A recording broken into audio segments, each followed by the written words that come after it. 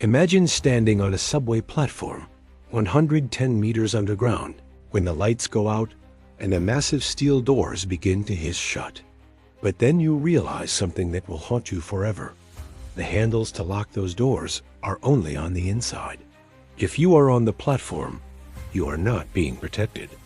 You are being sacrificed. Welcome to the deepest labyrinth on Earth. If you are new to Urban Enigmas, subscribe now. We go deep on stories like this every single week. Pyongyang's metro is not a transportation system.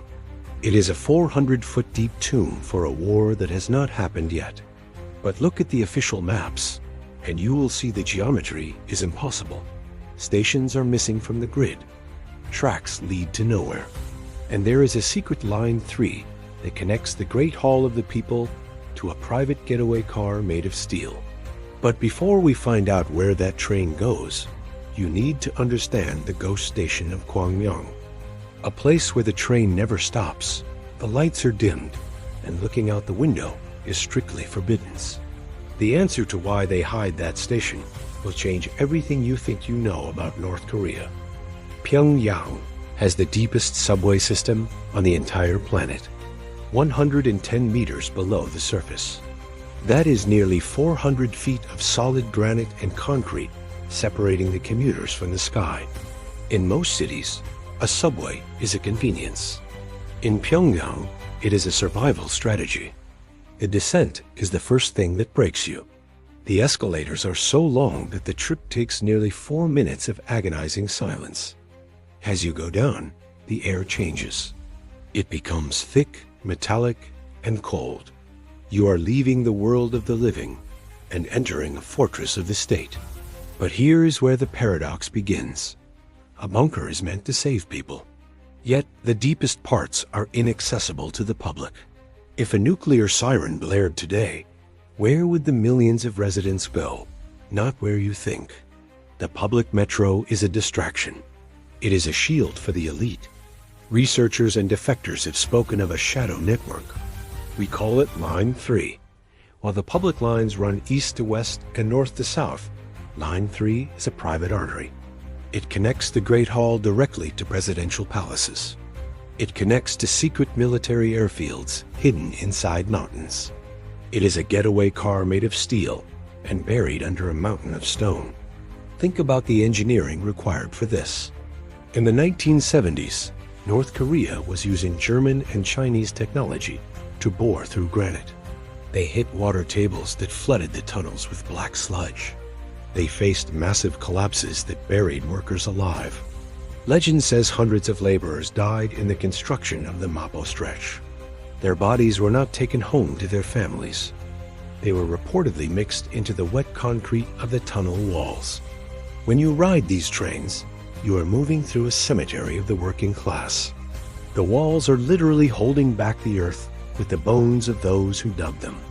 For the Kim dynasty, the Cold War never ended. The labyrinth is constantly expanding even as we speak. Imagine being a worker on Line 3. You are selected for your absolute loyalty. You are taken underground in a blindfold, so you never know the entrance. You dig for 12 hours a day in total silence. You never see the luxury stations with the gold leaf and chandeliers. You only see the raw rock and the flickering industrial bulbs. You are building a palace for a man you will never meet, in a place that officially does not exist. There is a specific station we need to talk about. Let's call it Station X. It appears on older, leaked military maps, but is absent from any tourist guide today.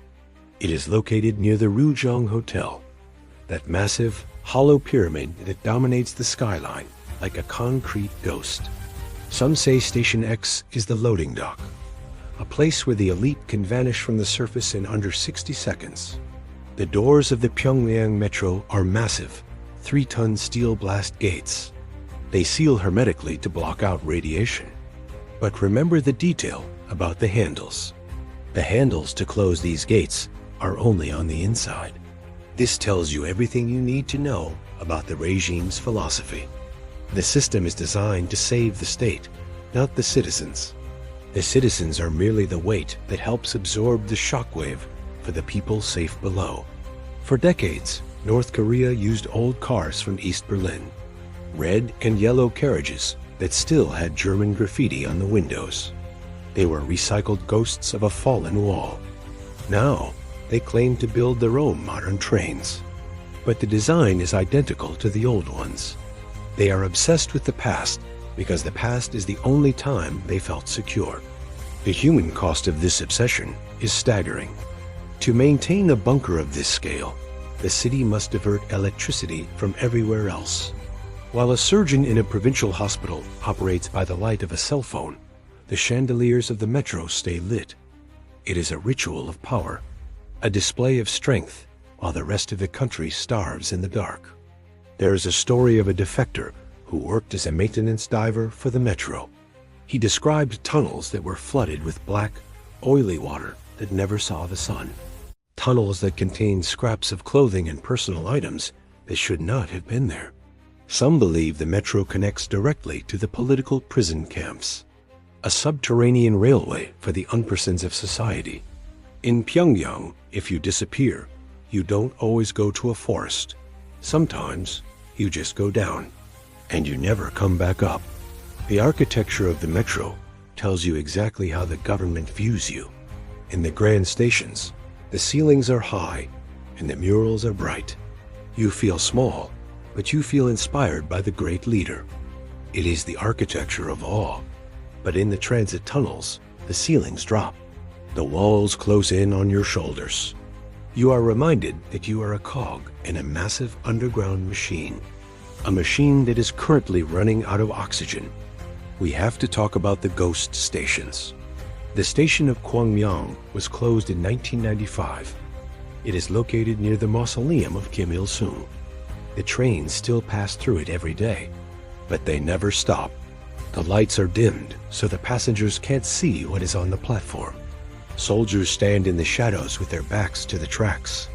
Passengers are forbidden from looking out the windows. For 20 seconds, the train becomes a silent coffin moving through a tomb. What are they hiding on that platform? Is it wealth? Or is it the evidence of a decaying regime? What happens if the power fails for good? The Pyongyang Metro has its own independent power grid, but the coal is running low. There are reports of trains getting stuck between stations for hours in total darkness. Can you imagine being trapped there? 100 meters down with no light and no way out. Just the sound of the granite settling and the person next to you breathing in the dark.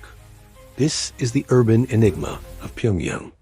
It is a city built on top of a city, designed for a war that has not happened yet, served by people who are not allowed to know the truth.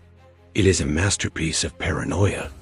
If you could take a shovel and dig anywhere in this city, you wouldn't hit dirt. You would hit concrete.